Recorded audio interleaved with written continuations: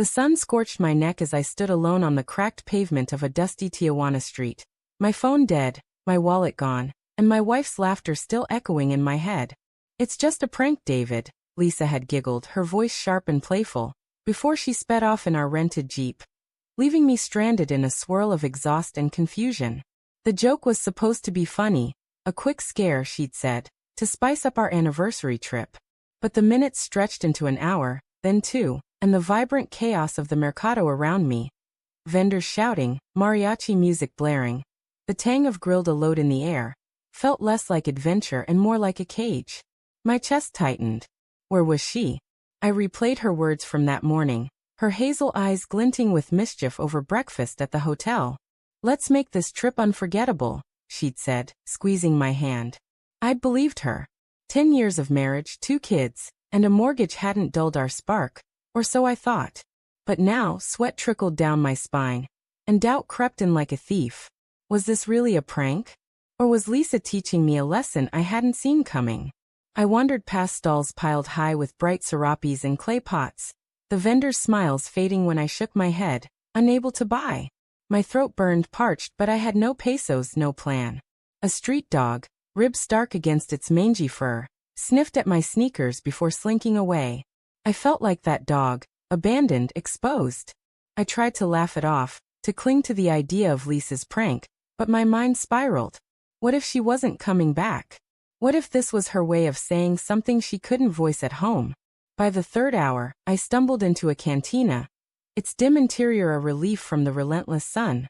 The air smelled of stale beer and lime, and a jukebox crooned a mournful ranchera.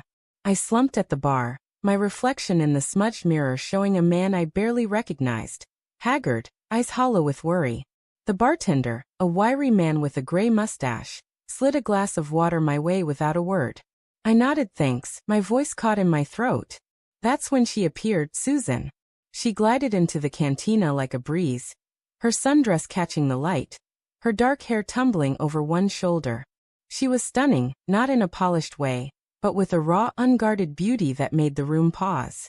She sat 2 stools down, ordering a tequila in flawless Spanish, her voice low and warm. I caught her glance, and for a moment, our eyes locked, hers curious, mine desperate. I looked away, guilt prickling my skin. I was married. Lisa was coming back. This was just a prank. "You look like you've seen a ghost," Susan said, her tone light but probing, as she slid onto the stool beside me. Her perfume, something floral and faint, cut through the cantina's grit. I forced a smile, my hands fidgeting with the empty water glass. "Just waiting for someone." I mumbled, my voice rough. "My wife. She's pulling a prank. Left me out here for a laugh." Susan raised an eyebrow, her lips curling slightly. "Some prank," she said, sipping her tequila. "How long's it been?" I glanced at my watch. Dead like my phone. 3 hours. Maybe 4. Her eyes softened, but there was something else there, pity, or maybe suspicion. "That's a long time to wait in this heat," she said. "You sure she's coming back?" The question hit like a punch. I opened my mouth to protest, to defend Lisa, but the words stuck. Instead, I laughed, brittle and hollow. "She's coming back. She loves me. This is just her sense of humor." Susan didn't push, but her silence felt like a challenge. She leaned closer, her voice dropping. "You don't sound so sure." I wanted to argue, to tell her about the Lisa I knew. The woman who sang off-key to our kids at bedtime, who cried during rom-coms, who promised me forever. But the memory of her driving away, her laughter sharp and distant, not at me. I ordered a beer, ignoring the fact that I couldn't pay, and Susan waved the bartender off, covering it with a quick smile. "On me," she said. "You look like you need it." We talked, or rather, she talked, and I clung to her words like a lifeline. She was a photographer, traveling solo, chasing stories in the margins of the world. Her stories, of markets in Marrakesh, jungles in Costa Rica, felt like a world I'd forgotten, one where spontaneity trumped routine. I found myself laughing, then catching myself, guilt twisting in my gut. Lisa was out there, somewhere. Wasn't she? The cantina grew louder, the evening crowd spilling in. Susan's hand brushed mine as she reached for her drink, and I froze, heat rising in my chest. I pulled back, muttering an apology, but she just smiled unfazed. "You're a good guy, David," she said. "But you're carrying something heavy. Wanna talk about it?" I didn't. But I did. The words spilled out. Lisa's late nights at work, her sudden silences, the way she'd started locking her phone. Small things I'd brushed off, rationalized, buried under the weight of our shared life. Susan listened, her gaze steady, and when I finished, she didn't offer platitudes. Instead, she said, "Sometimes people leave to see if you'll chase them. Sometimes they leave because they're already gone." Her words cut deeper than I wanted to admit. I excused myself, stepping outside to clear my head. The street was alive now, neon signs flickering, music pulsing from every corner. I checked my phone again, still dead, and my heart sank. 5 hours. No Lisa. No Jeep. Just me alone, in a city that felt like it was swallowing me whole. When I returned, Susan was still there, her camera on the bar, her fingers tracing its lens. "You're still here," I said, surprised.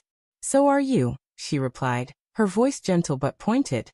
She hesitated, then slid her phone toward me. "Borrow it. Call her." My hands shook as I dialed Lisa's number, the one I'd memorized a decade ago. It rang once, twice, then went to voicemail. Her voice, bright and familiar, stabbed at me. I hung up, my throat tight, and handed the phone back. Susan's eyes held mine, and for a moment, I wanted to stay there, in the warmth of her gaze, where betrayal didn't exist. Then my phone buzzed. Not mine, Susan's. A message flashed on the screen, and before I could look away, I saw the name. Lisa. My Lisa. My heart stopped as Susan's expression shifted. Guilt, panic, then resignation. She turned the phone over, but it was too late. "You know her," I said, my voice barely a whisper. "How?" Susan's lips parted, but no words came. The pieces fell into place.